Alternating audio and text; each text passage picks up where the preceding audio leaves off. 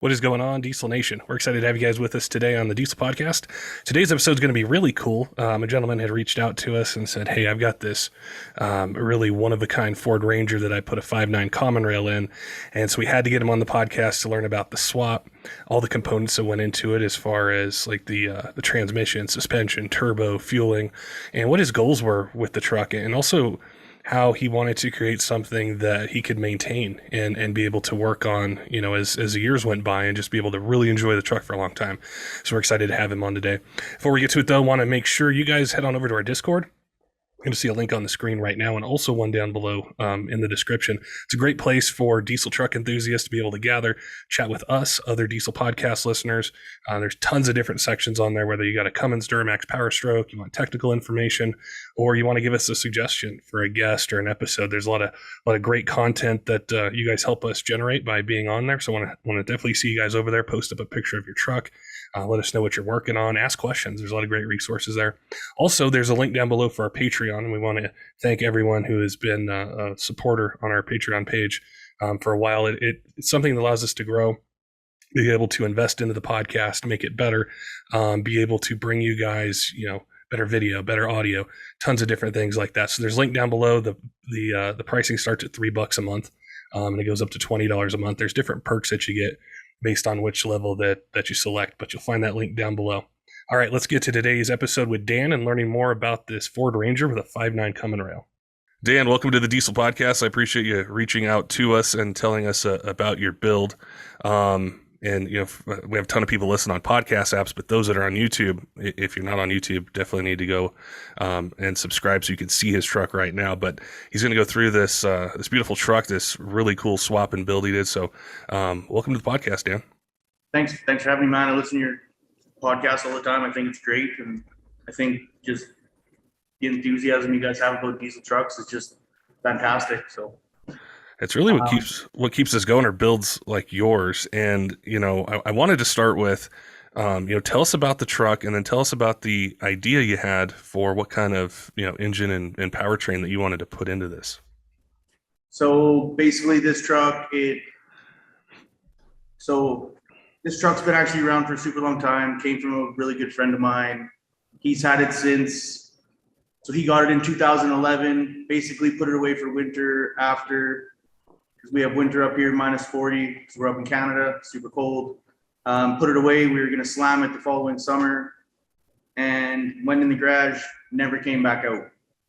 So the truck sat in there 11 plus 12 years in the corner of the heated garage. And the last couple of years, I was bugging him, like, sell me the Ranger, come on, sell me the Ranger. He's like, no, man. And he's like the type of guy where his truck's really clean and takes really care of it. So I was like, okay. And then finally buys his dad's house that he was living in the whole time, and he needs a room. So he calls me, he's like, hey, buy the Ranger. I'm like, hey, done, bought it. And then got the truck here, V6, 2-wheel drive Ranger, average truck. Body was beautiful.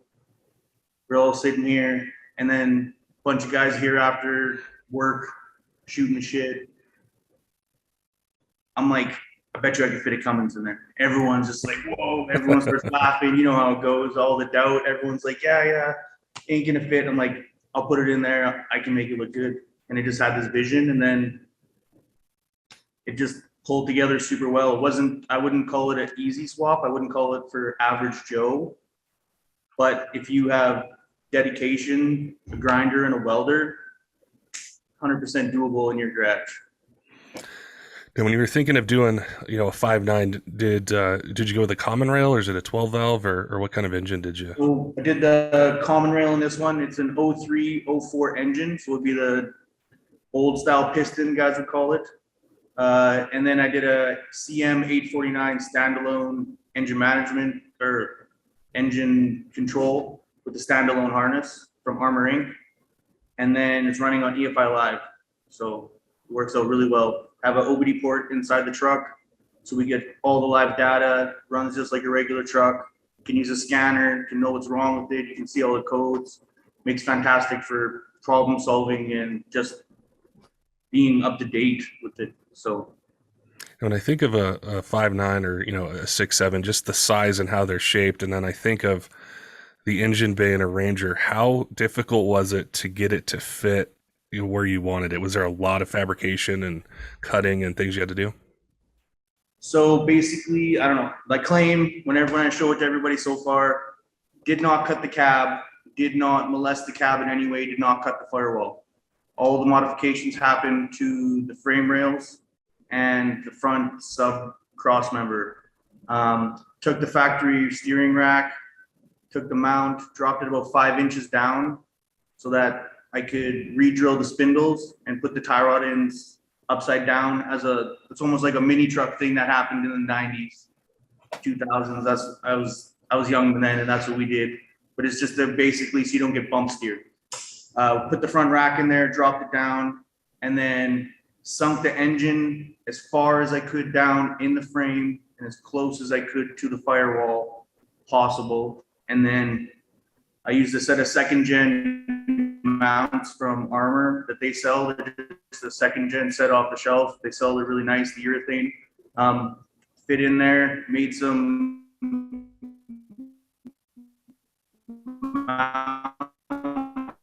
out of 3/4 inch deep, just welded it all together and just kept welding and grinding, and it actually turned out really well. It's that was one of the things when you had shown me some pictures of the truck, I was thinking, how did he fit it in there? Because it's just, the size and everything, and it looks so clean. It almost looks like it would be a factory option the way that you've put this together, which is really cool. Now, when you were thinking about the power side of it, what were your plans with, the air and the fuel and, maybe even building, the motor, doing headwork and things like that? With it, I didn't have a huge power goal in mind. Still have the basic power goal. I just talked to the guys. So right now it's on stock injectors, stock pump, and we've been pushing the tuning, but as everyone knows, stock pump, stock injectors, if you hit 500 to 600, you're on a high note. So my goal with this truck would be to get on an actual dyno somewhere and make about 800 wheel horsepower. I talked to the guys down at Dynomite. They're great. Sent in the injector order form, just as listening to all the podcast says. They called me that next day, had a chat with them. Definitely, they had some suggestions for my setup and where to make some improvements, just to make sure that I had everything in line, and then put the order in. So I'm waiting. Should be here next week. So going to be updating it to 100% overs and a 12 mil pump from Dynomite. So nice. Definitely, yes, definitely going to have the fuel for the goal you're shooting for. What about the turbo setup? The turbo is a T4 66 74 91 from Forced Inductions. It's a billet unit they sell. I went with I wouldn't say small and I wouldn't say large, but like a medium frame, just because I wanted the streetability of the truck. I wanted to do more than just drag racing with it, and with the compound setup, I think the torque curve would just be so much for the truck that it wouldn't be able to handle it. So I tried to keep it kind of small so I can keep it in line, you would say. That's a point that I wanted to ask you about, is when you're building the truck, you'd mentioned drag racing a little bit, but then also streetability. So was it, a build that you approached to say, hey, I want to be able to drive this around, when the weather's nice. I also want to be able to take it to the track, just kind of have fun with it versus, a lot of times, when we're chatting about, performance builds or swaps, it's either it's never going to see the track or that's all it's going to see. Not so many of them are, kind of in between. So that was really cool. When you'd kind of mentioned that. So what all went into, your part selection, the things you were going to do so that you could drive this on the street? Well, basically me and my partner, another owner. So there's two of us that own our shop here. We were talking over the wintertime with the Ranger, and as it was progressing, we just talked and we were like, when we were younger, we went to car shows, we did that stuff. We did, out in the public, did stuff. And my dad does hot rods, and I know a bunch of older guys in their generation. And when they build a car, it's a driver. It's not just to take it out and go somewhere and then do a number. It's you drive it there, you compete, and then you drive it home and you go cruising on Sunday night and you go out. And I just wanted to show it off more than anything, because I have a hard time when I build a vehicle not driving it. I usually run them hard. I built it with this one, I had a budget, but I didn't have a budget, which was nice. Usually with customers, we're stuck at certain points we get to, and it's a negotiation between me and the customer to find out what is going to fit in their budget, but also be best for reliability and functionality. So with this one, every time it came to it, me and my partner would just chat it up and we would figure out the best thing to do. Like we did hydro boost brakes, we did an electric power steering pump, and then the power steering, everything runs off an electric. We did an electric water pump on the engine from Davies Craig. It was super high. Lots of guys were talking about it on the LS forums and stuff for just water pump issues and having a remote radiator, because we put the radiator in the rear with the trans coolers. So the Davies Craig comes with a controller that goes on the inside of the truck, which controls everything fantastically, keeps all the heat nice for a daily driver, which is one of the things most cars, right? It's like, it's always embarrassing when you're driving through traffic and then your car's overheating, you're sitting there in cruise night, right? Yeah. I don't want to be that guy, so. What kind of decision did you make for the transmission and, even, the axles with the kind of power, that you're going to put through it? What did you choose for those setups? So did a 48 RE transmission, 2-wheel drive, did a full manual valve body with lockup and overdrive. And then the guys over at TCI, because I went with the stock camshaft, it made it pretty easy for selection of a torque converter. Most guys don't do a high stall, so it was kind of uncommon, but he said he's done it. And then I went on the fire pump forums and just put a feeler out there and said, hey, I needed some advice on guys. What do you guys do in 2-wheel drive, small truck, right? Truck's only 3,200 pounds, so it doesn't have the rolling mass that a big truck has, so it's kind of harder to light up. So talk to them. Everyone suggested high stall, and then I had relayed the stuff down to the guys at TCI. He dug through his stuff, found a billet stator and a bunch of things, and threw me together a triple disc for it. And then we did a rear 8.8 differential, which comes in the 2010, 2011 Rangers, has disc brakes, and it's an 8.8. It was the most cost-effective diff to build to a good state of holding horsepower, and it had good reliability on the street as people talked, right? The 9-inch is kind of expensive because of all the center sections and all the different pieces you can get. 8.8, sturdy. We did a LSD, and then we did a 2.73 gear ratio. So it's super, when it hits third gear and it locks, it turns into a little freight train. It is wicked on the highway. So. What stall speed did you end up going with? Was it 2,500? He thinks it's. They said it's a little bit variable, but they said it was about 2,350 to 2,400. So I'm sure that helps get on top of that charger pretty quick. When you're getting on it. The tuning. So I have a tuning guy we use up here. He's a reliable guy. We use him every day on all of our vehicles that we tune, gas and diesel. He's great. So we started with our first revision. I took the truck out. The truck made decent power and was like ultra clean. Like I had a little bit of a worry. EGTs were in line. Everything drove nice. Truck drove functionally well. Great, fantastic. It was just really, really clean, because most trucks, even on a small bump, 50 horsepower, there's a small amount of pre-boost, there's a small amount of whatever. So I sent him a message. I'm like, hey, the truck's making great power, but it's just really clean. Is there anything to worry about? He's like, no, nothing to worry about. If you want, we can keep it that way. I'm like, yeah, keep it that way. Bump the power up, and let's see if we can keep going. So I'm on my 4th revision now, and every revision, it keeps getting stronger, but the truck is clean. Like I have 0 soot on the back of the truck. The end of the tailpipe, I can wipe my hand in there and it's clean. It's, I don't know, trying to make a better representation as for diesels on the street, because the coal rolling is a little bit of a, I don't know, gives a bad eye on the diesel world, right? Right. The big guys, even the guys that I look up to, I would say, Ryan Milliken, those guys talking about the efficiency of engines and the cleanliness of a diesel and how much more efficient it is. And I feel it's making great efficient power right now. So.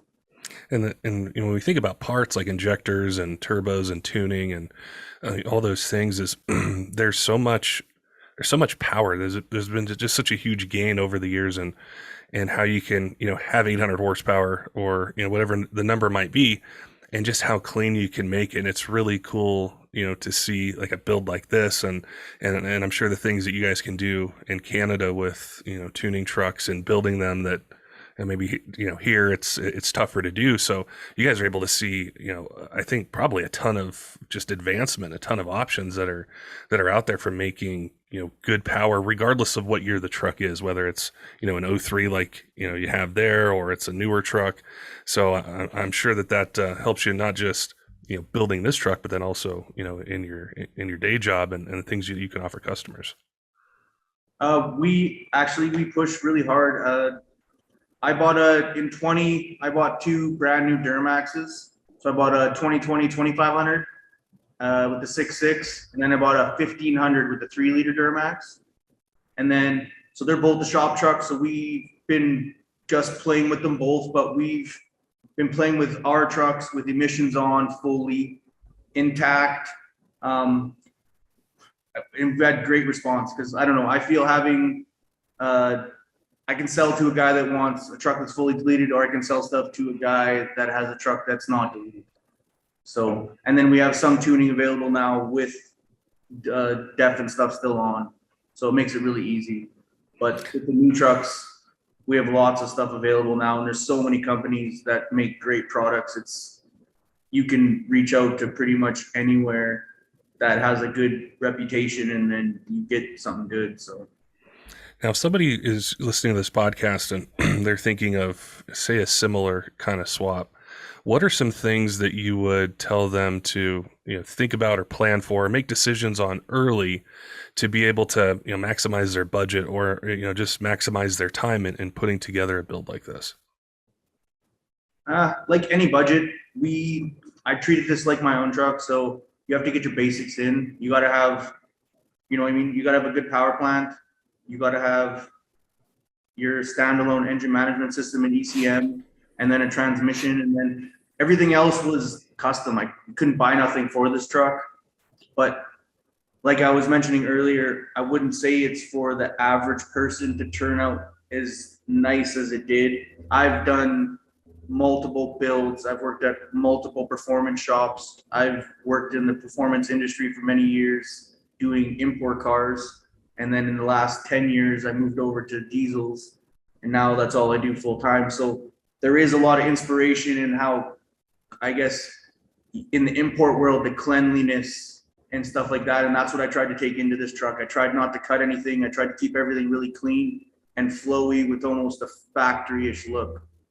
So when customers come into the shop, I'm sure they probably see it and they're like, hey, I want to do this kind of same thing. Is it something that you would offer this kind of build to somebody, or was this, what would be more of a typical kind of swap that, if somebody came in and said, hey, I want you guys to do this, would you make suggestions on like a particular truck, a particular engine, or is it really just what the customer may want? Because what I found in, doing podcasts is a lot of times they want the engine, and sometimes it might connect to a particular truck because their dad had one, or their grandfather, or it was their first truck. But I'm really curious, from a business standpoint, what kind of advice do you give to people that are looking to, basically do an engine swap and build it around the truck that they, either want, or maybe they're not particular about the truck, or they want a Duramax in it instead of a Cummins, or, what kind of things do you see?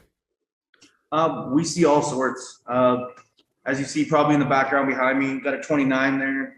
It's getting a 6.7 Cummins right now. I got a truck in the background you can't see. It's an older 70s Dodge. It has a gas engine. Like we specialize in diesel, but we've been in the performance world for so long, and we've worked at so many shops that we have customers that have traveled around, and they have gas cars. They have stock cars that are just collector cars that need restoration. I've fabricated in my spare time, I guess you'd call it, for many years, and always enjoyed once you go turbo, you can't go back. Doesn't matter what it is. It's a Honda, it's a lawnmower. Like you throw a turbo on it, it's cool. It's awesome. So we've swapped many things. We've done Duramaxes, we've done Power Strokes, we've done Cummins. It all is basically in the eye of the beholder. Lots of guys, like you said, are partial to their vehicle more than what they're open to. And then it just comes down to fitting a budget around what they think. Because sometimes people have an unrealistic budget in mind and it doesn't fit in and there's a different way to go about it, or sometimes we just can't do the job for them. Because I feel that just doing a subpar job for someone is just turning the job away versus taking someone's money is better. So yeah, I've definitely seen a wide variety of swaps that have been done, and that's what really impressed me about your truck and the build, and just looking at the pictures and everything was just how clean it is, and it looks factory. Like it you know, you'd mentioned that before, is just really focusing on that and wanting to make it just visually appealing. And that's what's so cool about it. It's not just the power, it's not just the platform, it's just the whole package. So I think it's, you know, I can't think of another truck that we've talked about on the podcast that, you know, is done like this. So I think it speaks a lot to, you know, the passion and the expertise that you have for the truck, and you know, putting it together. And as far as, you know, like showcasing it, what are some ways that, you know, you're able to show it off? Are you taking it to shows? Are you doing things on social media? I know you'd mentioned YouTube a little bit. You know, how do you get the word out about this truck to show people? we just started a YouTube channel. Actually, we got one video up so far just of the truck showcasing it. We're going to try to push that. We have a social media. Also, we have HSM Diesel Performance on Instagram. I try to post as much as I can, but we're so busy. I have a hard time keeping up with it. So we're trying to get into all this media stuff, but it's just really hard posting pictures every single day and trying to be that guy that's just like try to focus on actually getting the builds done versus just going for that Friday shot to post, oh, I did this exhaust or I did this truck. You know what I mean? I'm rather see the customer driving away versus taking the time to take a picture of the truck. But to each their own. So yeah, I'm sure the balance is tough, and especially with the demand for just getting vehicles fixed or projects, and you know, it seems like the demand is just immense out there. So I'm sure as, you know, shop owners and and the, you know, the people you're chatting with, there's a lot of pressure, you know, to get trucks in and out, or, you know, get projects done. yeah, I know every day, especially when it comes to this it's season, you get the seasonal guys. We go from -40 to +40 here where we live. So we have a huge variation, and it's all in 12 months. So 6 months you're -40 and wet, and 6 months you're basically hot and sweating. And then you have the guys that are showing up that are having all the problems in the summertime and rushing for their summer grass cutting and roofing. And then wintertime, you got the guys who are snowplow guys, they're breaking down and their trucks won't start, right? So like we see every variable, but service plays a big role in learning lots of the parts that you can use, because every part on this truck is a part from a truck that I can go and buy if I broke down on the road, or if I needed to reproduce it almost if I wanted to. So that, I did have it in mind when I was building it. So yeah, that's a really good point, is being able to, you know, service it or get parts for it. Is that something that if somebody was going to do a swap themselves, and, you know, it's a project they want to undertake, that they should really focus on, as well as just being able to get things that might just go out with time, or, you know, just regular maintenance, you know, of the vehicle? How much goes into, you know, a build like this with what you just mentioned? Like, you know, I'm sure there's things with the brakes, or, you know, things with, you know, just so many components on the truck to be able to, you know, maintain it and have it run for a long time. I would call it more of variables. I like to pull as many variables out of the scenario as possible. If I can keep it to something that's stock and tested and already on the road, like I said, with the rear end, which came with the disc brakes, it was meant for a Ranger, fit right in, didn't have to do no cutting, everything worked out. The Hydro Boost is from a F350 truck, factory piece from them. Master cylinder is still the Ranger one. The electric power steering pump, it's from a Volvo V70 car, $100 at the junkyard. Like I tried to keep it just regular things that you could get off the shelf. It's got a Honda Civic Mishimoto radiator in the rear. It's got a BD transport. Like there's some stuff I didn't skimp on, but some of the things it was just way more cost effective to just do it, and it worked out fantastic. So the next thing you mentioned the injectors are showing up. Is that kind of the final piece to the power equation, and the things you're doing to it is, getting the injectors in, I'm sure getting it retuned, getting some, some data for the tuner? Just finishing up right now, the AEM digital dash. I did the 22 logger as well, so I got data logging. So I'm trying to get more information from the truck so that I can keep on the right path with the cleanliness and everything. And then the new injectors in the pump will take us to our horsepower goal with not having to take our fuel system to 100% duty cycle all the time. It should run nicely at about 70%, so it should last longer and be more efficient in the truck and then run cleaner. So the guys down at Dynomite, they definitely know their stuff down there, and they had great suggestions, and I can't wait to install this stuff. What's the name of your YouTube channel? Because I want to head on over and subscribe, and I want to see maybe some passes that you make with it, and just be able to follow it. Because like I said, it's just such a cool build. So it's HSM Diesel Performance on YouTube, and we're gonna be posting all of our testing vids. We're hoping summer just came here, so it's like currently raining right now. I can't drive it. I don't want to get it dirty, but burnouts, testing, Mexico. I just got nitrous for it. I just got the new Progressor, 500 horse Progressor for it. I want to hit some dyno days up here. Dirty Diesels is one of the guys. I don't know if you've heard of them up there. Yeah. They're having some dyno days. Armor Inc. He just got his dyno. He's almost got it installed. He's waiting for Uncle Donnie to finish putting it in, and we can roll down there. We work with them a lot, so he's a good inspiration to, you know what I mean, step up to and try and, you know what I mean, get some balls. But he's got a far way to go still. So cool. Well, like I said, I definitely appreciate you reaching out to us and telling us about the truck, and one of the things we love about doing episodes like this is hearing when it inspires somebody to do their own project, or just do something on their truck. We're all passionate about them. We all love talking about them. So I think you've done a fantastic job on it. It was really cool hearing the details that you put into it with maintaining it and the cleanliness of it, and just the whole process. So it was a complete pleasure to chat with you, learn more about the truck, and keep us updated on it. If you make some passes I listened to your podcast the whole time. Like, a truck only took me about 2 months to build. So like, I've listened to all your podcasts in a little bit. I pushed really hard to get it out for summer so that we could have some fun with it. And just I don't know, I get motivation from listening to your podcast, like hearing guys like Lenny and guys come on that just are passionate for it. You see guys that are, out there fighting for it, like Corey Willis and guys like that are out there actually, paying the bills so that we can do this. And I feel that we should be taking advantage of, what people are fighting for, and making the power and giving a good name for diesels. Absolutely. Make it more common. LS swap's so common. Why can't a Cummins swap be common? They make power, they're great, and they're reliable.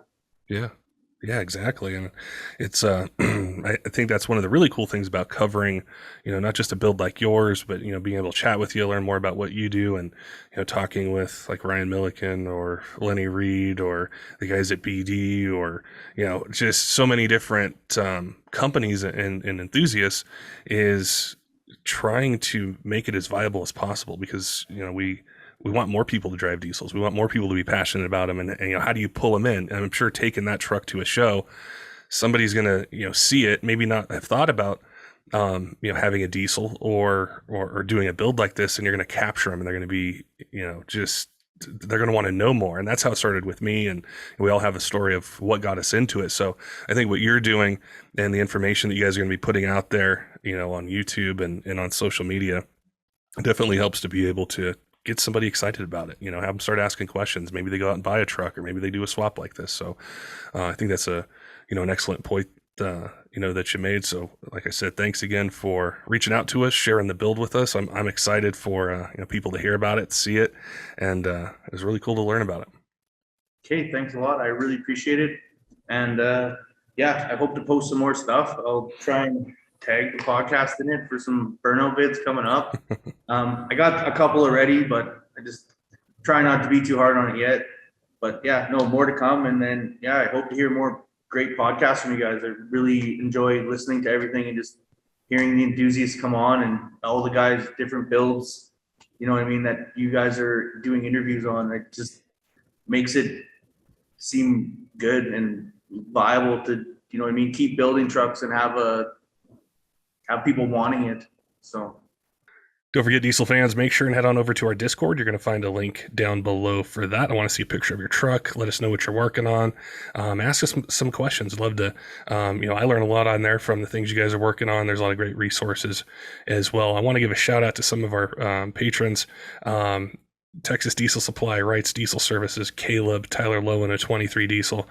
We appreciate their support. All of our other patrons, those of you who subscribe on YouTube, iTunes, SoundCloud, all the podcast apps, you guys really keep us going with the words of encouragement, ideas for podcast episodes, guests, or just sharing your build. I love getting on Instagram sometimes or checking our email, and you guys share all these pictures and tell the story behind the truck. So I want to thank everybody who has supported us since January of 2016, and we look forward to bringing you guys even more information and cool builds into 2022.